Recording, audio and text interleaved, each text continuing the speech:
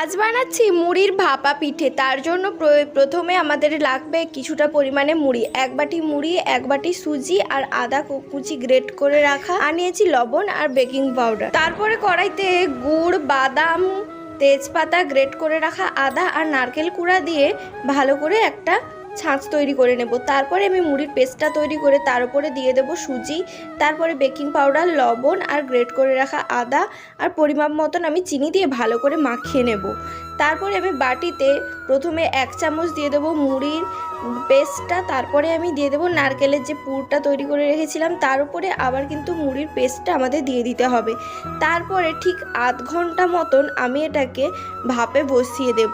ঠিক যেরকম মোমো তৈরি করি আমরা, ঠিক সেরকমভাবেই কিন্তু তৈরি করতে হবে। তারপরে ভাপা পিঠেটা একদম রেডি হয়ে গেছে। দেখো কতটা সফট হয়েছে আর কত দারুণ লাগছে দেখতে।